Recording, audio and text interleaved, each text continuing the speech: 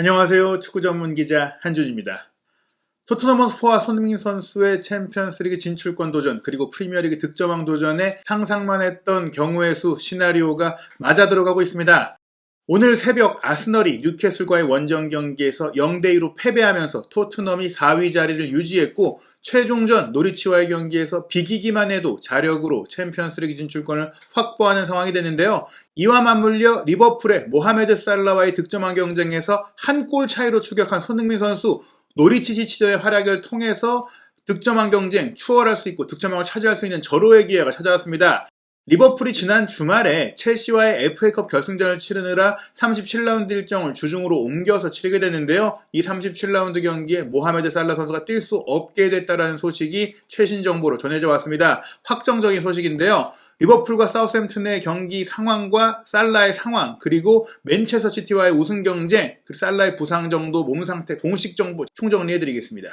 2021-2022 시즌 프리미어리그 정말 치열합니다. 마지막 라운드까지 우승팀이 결정되지 않았고 또 4위 챔피언스리그 진출팀 강등권 경쟁까지 치열하게 벌어지고 있는데요. 현재 맨체스터 시티가 지난 주말 웨스트햄과 비기면서 승점 90점으로 마지막 경기를 앞두고 있습니다. 물론 맨시티가 자력으로 여전히 우승할 수 있는 상황인데요. 마지막 최종전을 이긴다면 승점 93점이 되기 때문에 리버풀이 잔여 두 경기를 모두 이길 경우 최대 승점이 92점에 불과해서 맨시티가 유리합니다. 하지만 굉장히 이제 속이 바짝바짝 타는 상황인 건 맞아요. 리버풀이 말씀드린 대로 사우스햄튼전을 남겨놓고 있고 그 이후 최종전을 치렀을 때 다 이기면 승점 92점까지 얻을 수 있고 그렇다면 맨시티가 마지막 경기를 이기지 못할 경우 리버풀에게 역전을 허용할 수 있다. 그런데 모든 팀들이 그렇지만은 모든 경기 승리를 확신할 수 있고 보장된 건 아니기 때문에 정말 마지막 경기 대반전이 일어날 수 있는 가능성이 생겼고요. 토트넘 허스퍼는 승점 68점, 아스널이 승점 66점으로 이제 멈춰있는 상황입니다.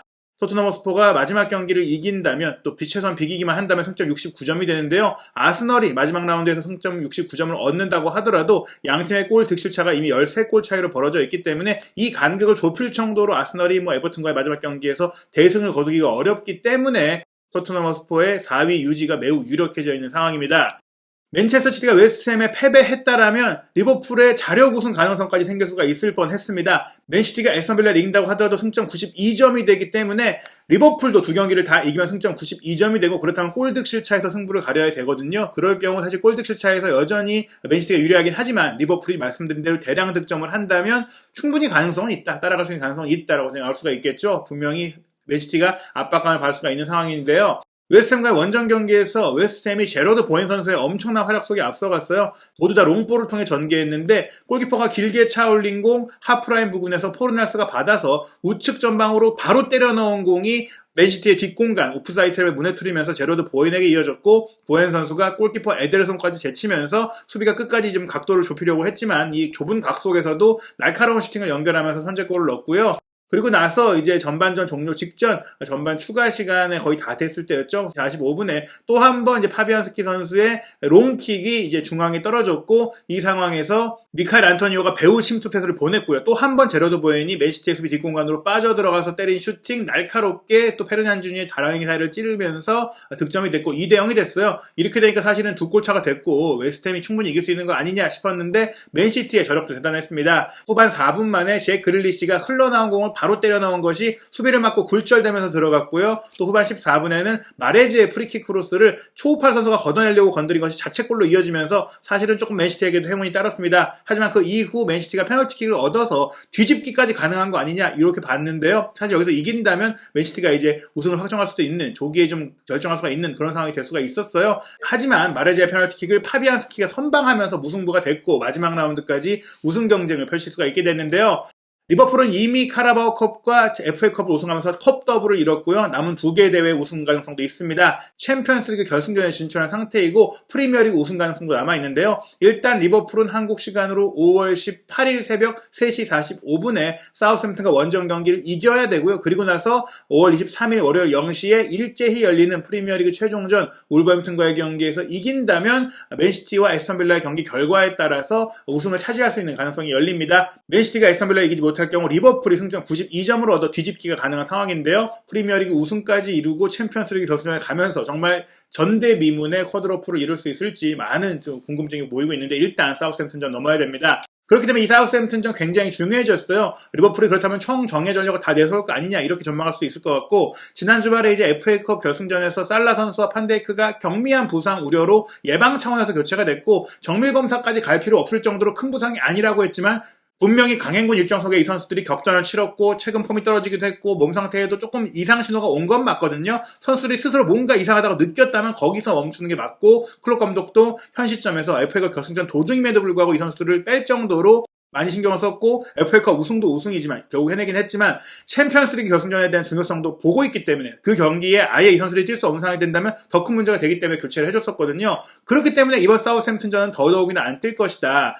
리버풀의 레전드 출신으로 은퇴 이후 영국 방송계의 최고의 분석가로 활동 중인 제이미 캐러거가 인터뷰를 통해서 이렇게 얘기를 했습니다. 클롭 감독이 소튼과의 경기, 사우스햄튼과의 경기에선 위험을 감수하지 않을 것이다. 그 이유가 뭐냐? 사실은 리그 우승보다는 챔피언스리그 우승 가능성이 높고, 그 챔피언스리그에서 우승을 하려면 최정예 전력이 다 나와야 된다. 그 위험을 감수하면서 사우스햄튼전 기적의 뒤집기가 필요한 프리미어리그 경기에 집중하지 않을 것이다. 게다가 원정 경기잖아요. 캐러거가 이렇게 얘기했습니다. 클롭 감독은 어떤 선수도 부상당할 위험을 감수하지 않을 겁니다. 나는 소튼전에 살라가 판데이크가 출전한다면 놀랄 겁니다. 리버풀은 챔피언스리그 우승 기회가 더 큽니다. 결승전에 최상의 팀으로 나선다면 나는 리버풀의 우승 가능성이 80%라고 믿습니다. 그래서 소튼과의 경기에는 정예 선수들이 나서지 않을 거라고 확신합니다. 부상 우려가 있는 살라와 판데이크뿐만 아니라 일부 선수들의 로테이션이 더 가동될 수 있다는 얘기인데요. 승부 차이 끝에 우승을 차지한 리버풀의 첼시와의 결승전, FA컵 결승전 전반 31분에 살라 선수가 혼자 쓰러 주저앉았어요.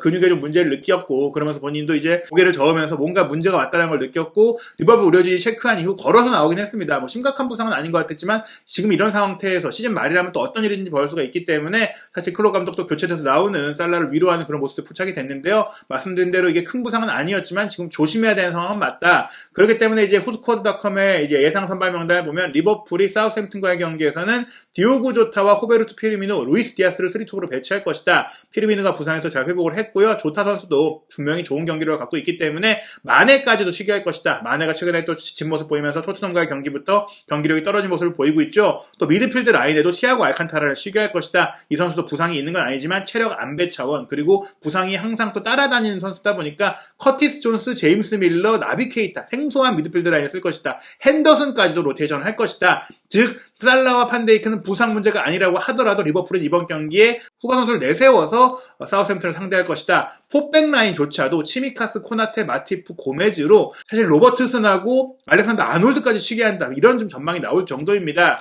지금 부상 정도를 봤을 때도 결장 선수에서 살라, 판데이크, 파비뉴가 확실하게 빨간색으로 나왔잖아요. 사실은 뭐 몸 상태에 문제가 없다라고 말은 했지만 분명히 부상자 명단에 올라 있는 것은 맞고, 이 선수들이 출전하지 않는 것이 지금 확실시되는 상황인데요. 스포츠몰 인터넷 매체의 프리뷰에서도 조타, 피르미누, 디아스의 3톱, 그리고 미드필드 라인에 존스, 핸더슨, 케이타, 포백은 고메즈, 마티프, 코나테, 치미카스가 나온다. 좌우 풀백들이 최근 많이 지쳤고 특히 로버트슨이 많이 지친 모습 보이고 있고, 알렉산더 아놀드도 거의 쉬지 못하고 경기를 하고 있기 때문에 이번에는 정말 리버풀이 대대적인 로테이션을 할 것이다. 그렇게 로테이션을 해도 사우스햄튼에는 2대0으로 이길 수 있다. 전력상으로 차이가 있다. 리버풀의 후보 선수가 나가도 사우스햄튼을 이길 수 있기 때문에 위험을 감수할 필요가 없다고 보는 것인데요. 사우스햄튼의 최근 정말 안 좋아요. 지금 뭐 잔류를 확정한 상황이긴 하지만 리그 15위로 강등권과의 차이가 크지 않은 순위로 올 시즌을 마치게 됐죠. 36전 9승 13무 14패인데요. 사우스햄튼 같은 경우에 최근 6경기에서 아스널을 상대로 1대0 깜짝 승리를 거둔 것 외에는 첼시에 6대0 완패를 당했고, 번리를 상대로도 2대0으로 졌고, 브라이튼과 2대2 무승부 이후 크리스탈 팰리스의 2대1 패배, 그리고 최근 경기는 브렌트포드의 3대0으로 완패를 당했습니다. 다만 이제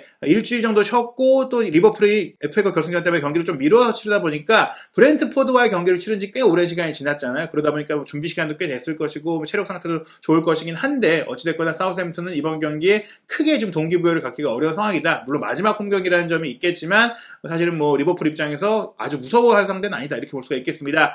리버풀 입장에서는 사실 토트넘전 1대1 무승부, 그리고 첼시와의 FA컵 결승전도 결과적으로는 무승부라는 그 90분, 120분의 결과 이후에 승부차기로 이겼기 때문에 최근에 주춤한 상황인데, 일단은 역대 전적을 보더라도 리버풀이 최근에 사우스햄튼을 상대로 4대0, 2대0 대승을 거두면서 무실점을 했고, 2021년 1월달 사우스햄튼 원정에서 0대1로 패한 적이 있긴 한데, 그때도 이제 빡빡한 일정 속에 치렀기 때문에 뭐 여러 가지로 이제 리버풀이 사우스햄튼에게 좀 흔들렸던 부분이 있는 것이고요. 홈에서는 3연승에다가 거의 10골을 넣었었고, 또 그 전에 있었던 사우샘프턴 원정 2019년 두 경기도 이겼기 때문에 모든 기록으로 봤을 때는 리버풀이 훨씬 유리하다. 리버풀이 물론 이제 이런 로테이션 속에서 사우샘프턴을 압도하기는 어렵다. 게다가 10일이나 사우샘프턴이 경기 준비 시간을 가졌기 때문에 선전할 가능성도 있다. 그렇다고 하더라도 사우샘프턴이 최근 공식 경기 11경기에서 승리가 한 번밖에 없다. 10번이나 못 이겼다. 그렇기 때문에 리버풀이 이길 것이다. 1대0 승리를 전망하고 있는데요. 사실은 뭐 리버풀이 정말 저렇게 로테이션 많이 가동한다면 비길 가능성도 있을 수 있는데요. 그럴 경우에 후반전에 그런 상황이 된다면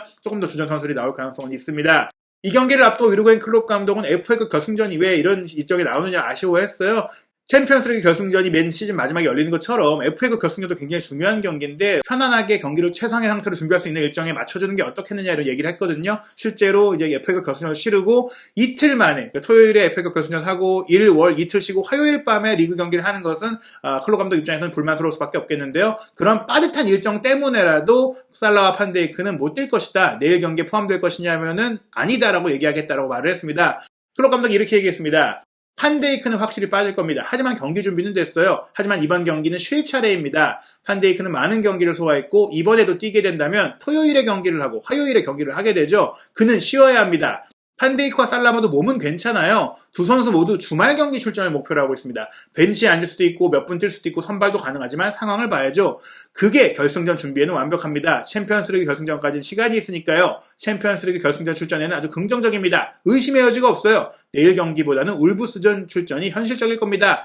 이 얘기가 뭐냐면 사우샘프턴전은 확실히 빠지고 울브스전도 선발 출전이 아닐 수 있다는 거예요. 최대한 세심하게 몸 상태를 보겠다. 다만 뛰긴 뛸 것이다. 챔피언스리그 결승전을 뛰기 위해서도 잘 뛰기 위해서도 경기 감각을 끌어올릴 수가 있기 때문에 후반 출전 내지 이런 가능성들이 있다고 보는 것이고 선발 출전도 가능하긴 한데 위험을 감수하진 않겠다. 하지만 이런 부분들은 살라 선수가 득점왕 경쟁을 하는 데 있어서는 분명히 경기의 출전 시간이 줄어들기 때문에 아쉬운 부분일 수가 있겠습니다. 하지만 그것보다 중요한 것이 부상당하지 않는 것. 챔피언스리그 결승전이고 맨시티와 우승 경기도 중요하긴 하지만 맨시티와 우승 경기는 경우의 수를 봐야 돼요. 리버풀은 두 경기를 다 이길 경우 승점 92점이 되고 맨시티는 에스턴 빌라와의 마지막 경기를 이기지 못해야만 이제 리버풀이 우승할 수가 있거든요. 근데 여기서 흥미로운 게 맨시티의 마지막 경기 상대가 에스턴 빌라라는 겁니다. 그리고 에스턴 빌라의 감독은 리버풀의 레전드인 스티븐 제라드죠. 제라드가 정말 이번에 맨시티를 잡아준다면 최소한 무승부만 해준다면 기적 같은 리버풀의 역전 우승에 정말 큰 공신이 될 수 있는 그런 상황인데요. 프리미어리그 마지막 라운드 최대의 이슈가 될 것 같습니다. 프리미어리그 38라운드 최종전 토트넘 허스퍼는 노리치 시티와 원정 경기를 치르고 아스널은 에버튼과 홈 경기, 말씀드린 대로 리버풀은 울버햄튼과 홈 경기, 맨시티는 에스턴 빌라와 홈 경기를 치르게 됩니다. 5월 23일 월요일 0시에 일제히 열리게 되는데요. 현재 프리미어리그 득점왕 경쟁 살라가 22골, 손흥민 선수가 21골인데 노리치 시티가 프리미어리그 최악의 수비력을 갖고 있는 팀이다 보니까 손흥민 선수가 이번 경기 충분히 득점할 수 있다. 한 골만 넣어도 살라가 이제 소호튼전을 결정하고 만약에 마지막 울브스전도 선발 출전하지 않는다면 최소한 공동 득점왕을 이룰 수 있는 가능성이 있고 만약 살라가 나가서 한 골을 넣는다고 하더라도 손흥민 선수가 충분히 또 노리치 시전에 멀티골을 노릴 수 있는 그런 경기이기 때문에 정말로 손흥민 선수의 득점왕 경쟁 추월 가능성이 아주 높아졌습니다. 과연 토트넘이 기적같은 4위 탈환을 한 것처럼 손흥민 선수도 프리미어리그 득점왕을 마지막 라운드에 차지하면서 역대급 시즌을 마칠 수 있을지 한준TV에서 프리미어리그의 최신 소식, 손흥민 선수의 모든 소식 확인하시기 바랍니다. 새로 개설된 한준TV 유튜브에서 다시 한번 구독해주시고 좋아요와 알림 설정까지 부탁드리겠습니다.